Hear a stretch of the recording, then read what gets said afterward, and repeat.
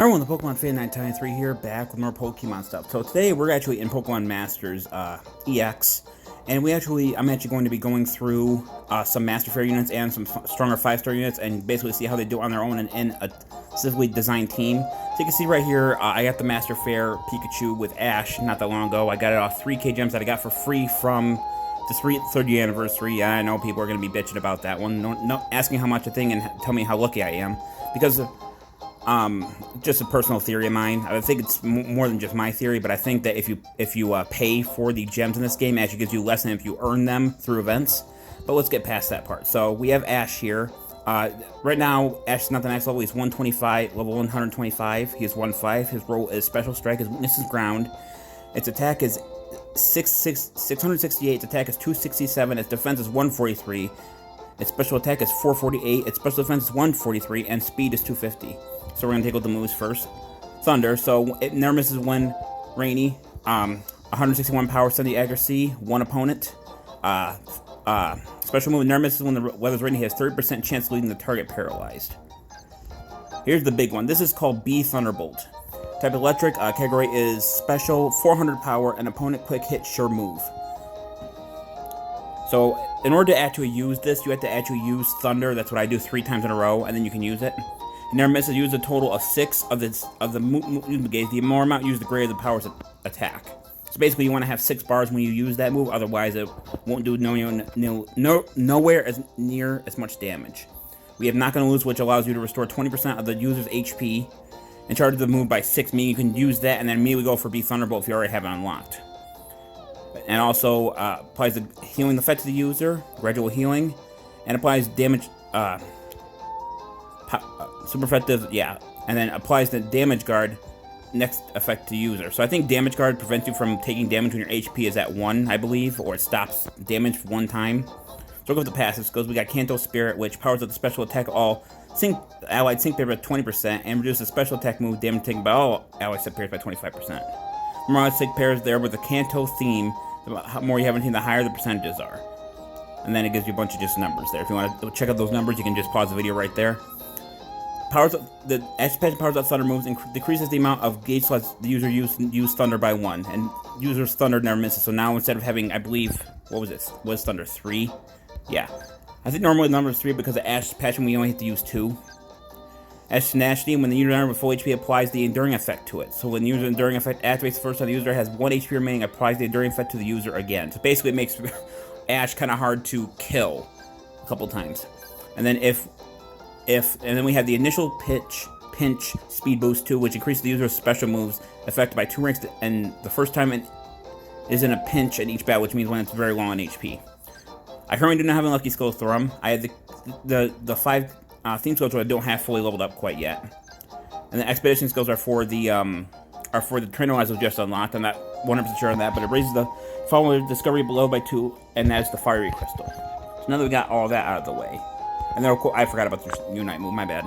Best Bud's 10 millionth Volt Thunderbolt. So this is a sync move you can use after your move gauge or your sync gauge hits 0. Type electric, special move, 250 power, and opponent. It's set in certain circuits, and the user hits with his attack become critical hits, meaning that you always stand a critical hit when you get hit with it. Which, if you were your special attack is already maxed out, we're talking some major damage. Okay, so now what we're gonna do.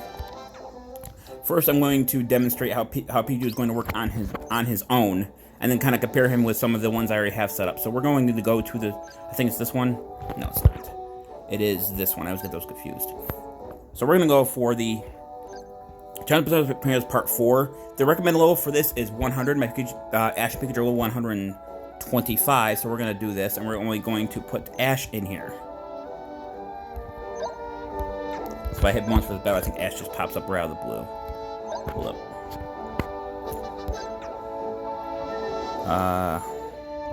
Where are you? There you are. Essentially, this is going to be Pikachu doing it by himself. And I'm also going to turn the auto off so I can kind of explain what's going on, and it won't go as fast when people aren't getting utterly confused about what's going on.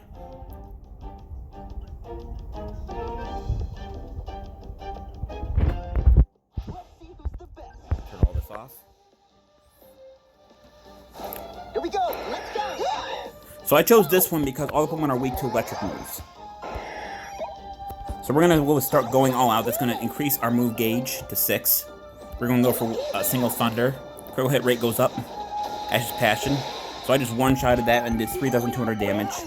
Then he used it on this Braviary as well. He went for Hurricane, but it missed. We're going to use Thunder on him. Now we can use B Thunderbolt. We are going to wait on that.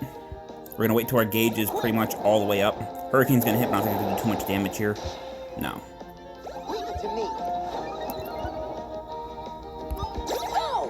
Now we go for 3 Thunderbolt. That's going to do a massive amount of damage with one shot. Yes, okay, so that was the one shot. So, I really couldn't show the sync move there because I would never have time to get around to do it, but that was basically Pikachu just taking him out by themselves. I don't think there's any really danger as long as your Pikachu is as long as Ash Pikachu are decently strong.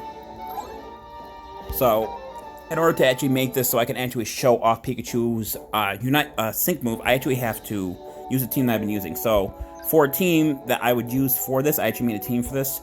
This is essentially Sonia and Volcaner helping him out. So we're going to check Volcaner's stuff real quick.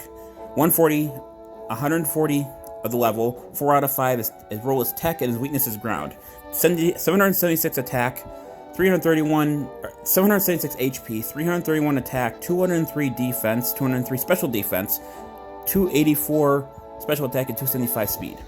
Thunder Fang, type electric, physical, 54 power, 95% accuracy, and opponent has a 10% chance of making the target flinch, has a 10% chance of leaving the foe target paralyzed. So basically that's one of the basic attacks you're going to use for him. His ability, Makes and Sparks, is a buff, and what's it itself? It says raise the user's attack by 1 stat rank, applies the critical hit effect to the next user, and raises the accuracy of all allied sync pairs by 1 stat when electric terrain is active. So this is electric terrain right here. Electric is basically is a terrain that goes the entire field and turns the field in the terrain into electric terrain. So those who don't know, electric terrain basically just powers up electric moves and makes electric Pokemon more powerful. And his last move is Wild Charge, takes 3 gauges. It is a physical electric move, 143 power and 100% accuracy. An opponent, and the effect tag is Recoil. So the user also takes 20% amount of damage that dealt to the target. So if you dealt 2,000 points of damage, it would do, I believe that is 200 or 200 back to Luxray, which is actually quite a bit, I think. We have the Unite move, Star Shock Thunder Fang, type electric, physical move, 230 power, and opponent, and the attack's power increases when the target is paralyzed. So you can paralyze him before that you use the attack, it'll do more damage. Passive skills are hostile environment, and it raises the chance of inflicting stats conditions with additional effects of moves such as Thunder Fang Aggravation 4 raises the chance of inflicting the flinching, confused, or trapped condition with the opponent with the additional effects of moves. So basically I don't know if that affects the whole party, but I know it affects him. And we got Terrify 1. Lowers the attack of all attacking sync pairs by 1 stat rank when the user enters the battle, which can be somewhat useful. I have no lucky skills. Theme skills are Electric, Sinnoh Gym Leaders, Sinnoh Bros, and Gadgeteer. You see I have no theme skills for him. Expedition skills are basically, and it says, raises the following discovery levels by 1, Fire Crystal and Soothing Crystal. Okay, so he is basically just meant to be a buffer, and he can still do a decent amount of damage with his set, but you gotta really be okay. And then we have the Sonia. She is a support, her weakness is ground, a level 125, 2 out of 5, HP is 629, attack is 206, defense is 270, special attack is 159, special defense is 251, and speed is 309. She's basically meant to be kind of there to help with just buffing. But you're gonna see I have Tackle, 26 power, 100 accuracy, physical, normal, does 1 opponent, no additional effect. Spark, type electric, 44 power, 100 accuracy, and opponent. Chance to leave a 30% to leave the target paralyzed. She's not supposed to be an attack unit anyway. We have Potion, which targets an ally, heals for 40% of the ally's HP, which makes her useful for slightly longer battles or battles when you take a lot of stuff. And this is probably the best part of her, is the Rough buff. This actually just buffs everybody. It hits all allies and raises the attack and defense of all allies sync pair by 2 stat ranks, which is useful if you're fighting, if your allies such as Luxray have physical moves, and also raises the defense. Then we have the Sync move, Goodest Boy Wild Charge, type electric. The power is 262, physical, and opponent, and no additional effect. So we have passive skills, Team Swift Reaction 9, raises the speed of allies doing bear by 1 stink when the user is hit by an attack move. So she's gets targeted first, she's gonna keep raising their speed every time she gets hit. Catalyzing Recovery applies the move acceleration effect to the allies other point whenever you use a move that heals that has the heals effect tag. So basically, she uses a potion. It applies the move acceleration to all your allies. Then we have Defense Crust 9, which lowers the attack target's defense by 1 stat rank when the user's move is successful. So if you're using Tackle or Spark, which basically takes no move gauge at all, you're actually lowering their defense by 1 stage, which doesn't sound like a lot, but it actually does do some stuff. We have no lucky skills for her. Her theme skills are Electric, Gower, Sunglasses, Researcher, and Grown Woman, which are all level 1. Then we have the Expedition skills, which Wistful 1 per Gower theme. Raise the following discovery level by the number of sync pairs that share this Gower theme, which is called the Wistful Crystal. Okay, so that's basically what we're going to do here. So, in this battle, what I'm going to be doing here is Vulcaner is going to be buffing himself and the party. He's going to be putting up Electric Terrain to power up Electric moves. Sonia is going to be using Rock Buff to power up the other sync pairs that will actually be doing basically all the damage. The reason I couldn't do it with Ash, because Ash really didn't have a lot of moves that don't deal damage, so I have to have someone here. But this is the team that I'm going to use for this battle. Let's see who's the best. Which is pretty much going to result in the same way where you're going to see a bit different, slightly different strategies here. Here we go. Let's go. I'm also going to try to avoid using the B Thunderbolt since you guys saw the power of it, and I'm going to see what else I can do. So we're going to start with Rough Buff. We can do this. It's going to power up everyone's attack and defense by 2 stages. Do it again. We're going to use Make Some Sparks with Vulcaner. That is going to increase the attack speed and critical hit next. We can do this. So we're going to target Staravia here. We're going to go for Thunderfang. Sonia's role is basically done now, but you're going to see that if I use Spark, that Defense Crust is going to come into play. So you see I'm doing actually a bunch of damage now. So we're going to do Make Some Sparks one more time, while Sonia just kind of digs into them for a few turns. Leave it to me. Now, like I said, Pikachu does all by himself, but I'm purposely doing this for the fact so I can show you the Unite move that Pikachu has. Or not Unite. What do you call it? Sync move. So he got paralyzed from that. But he's going for Thunderfang, which most likely is going to knock it out.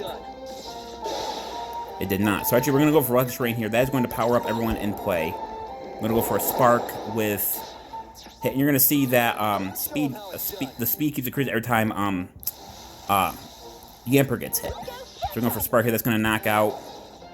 Yeah. Now we're going to go for his 10,000 volt Buddy Thunderbolt or whatever the heck it's called.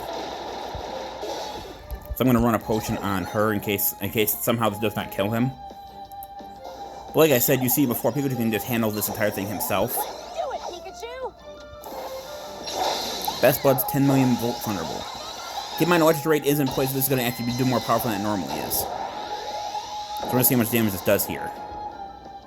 That did 3,535 damage. So he's going to go for his Unite move, which actually shouldn't do too much here. So now we're going to go for a regular Thunderbolt. She's going to use Potion, and her ability is going to activate. So Move Acceleration is an effect, and that Thunderbolt's going to knock that Pidgeot out. Like I said, this is actually one of the easier ones. So, like I said, I basically just use this team to support Pikachu while they do enough damage, and then Luxray just kind of throws Electric Terrain down when it's necessary. So that's the team that I use. Vulcaner and Sonia I've gotten from multiple banners through Ticket Scouts. But Ash and Pikachu were a Master Fair with a 1% chance, so I thought I'd just kind of show people what he can do, even at 1-5, instead of having like 3-5 a lot of them. I'm also a free-to-play player, which means I do not spend money in this game. I spent maybe $23, and that's because I was doing a something, like I said earlier, I was talking about how paid gems are kind of weird.